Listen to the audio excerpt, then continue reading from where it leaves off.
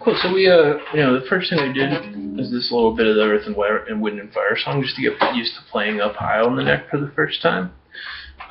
Something that seems like you started doing since the last time I saw you is your whole hand bunching up like this and wanting to have your palm touching the instrument versus our, just four fingers ready to do stuff position, and that's our very natural inclination. But yeah, it can be this troubleshooting thing, or it can just be like we just square up like that and do stuff. And so we're going to be so when you're doing this, you're just moving at the shoulder and elbow. Your arm's going to get like straight, and then you're going to go across your body to the 13th fret, not the 12th, but the 13th fret. And that's where all this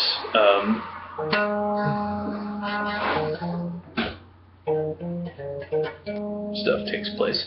So it's all pinky finger, ring finger, and index finger. So we've got both index, and then he goes, and then the same thing it started with. So the second part's, and then the whole song starts, and then we go like that. So and that happens a couple times. So there's a little tidbit from that. Here's the whole thing.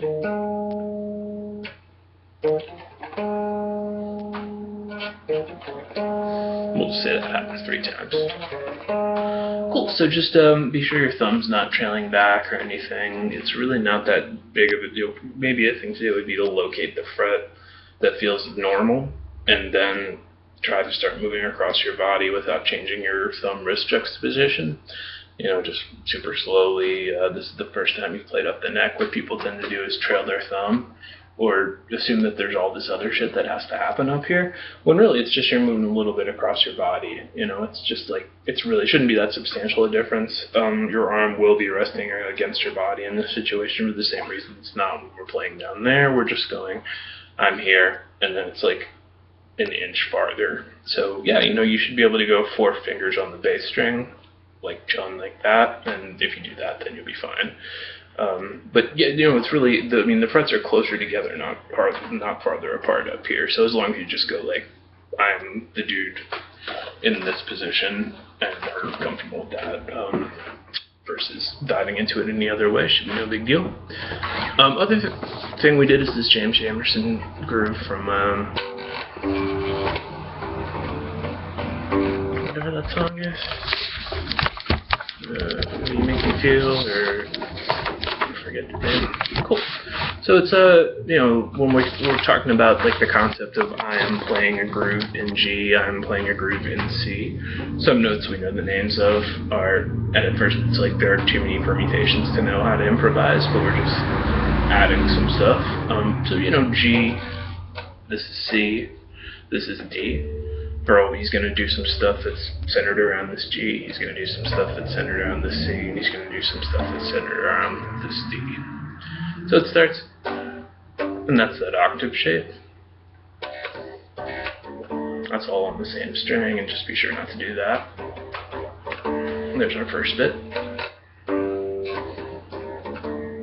And then he goes, and this time it's going to have a ghost right there, and it says like that. So second part. Cool. So everything on the first line.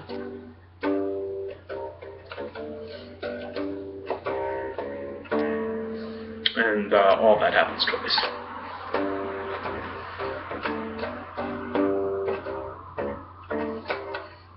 Then we get to a new section. Just some brackets on that. So then, the general gist of what we've been doing with our hand, just, these 3 fingers doing stuff, that's going to be what continues. We're just going to be on one string grouping down, now centered around this C rather than this G.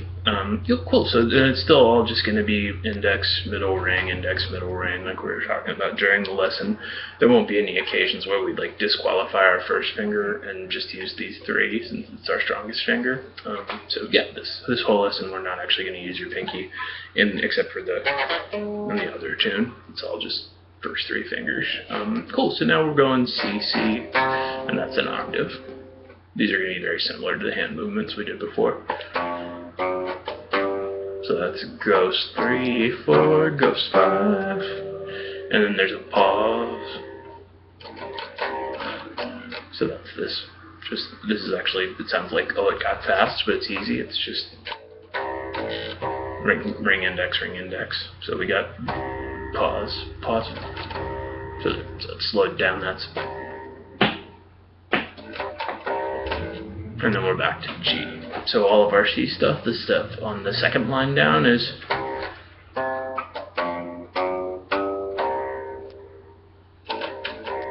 And we're back to.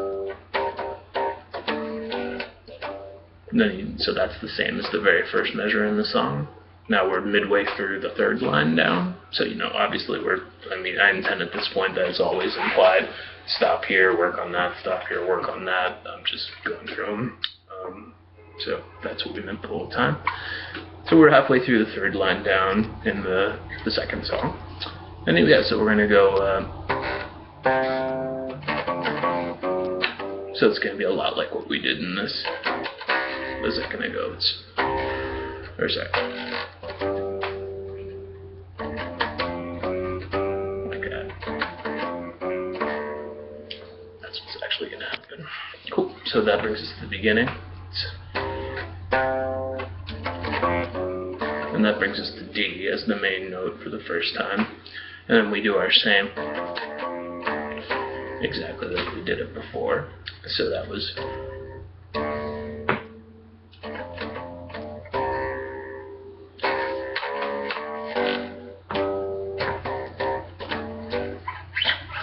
we do a, just for the hell of it, that's the type of thing where you just gotta go for it. We're doing it with our ring finger, since that's like the, but you could use your first finger if you wanted to. Either way is cool, because we're just starting at kind of no fret in particular, sliding to the 10th fret, and sliding right back, just really fast.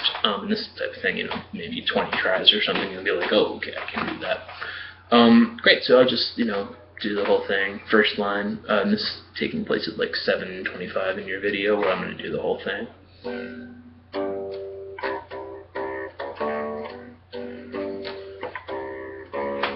And that all happens twice.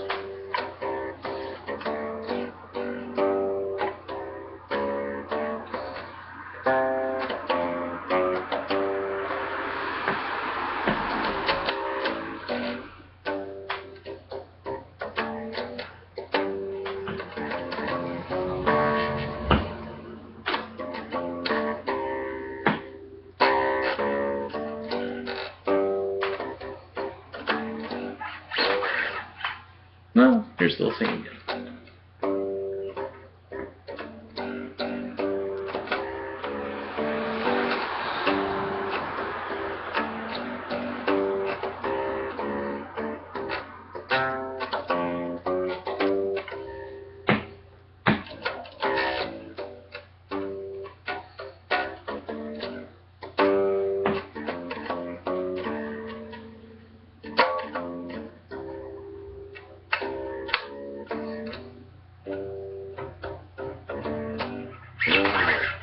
There we are. So that's like a 12-bar blues. We've just gone a bunch of stuff with G, a bunch of stuff with C, a bunch of stuff with D.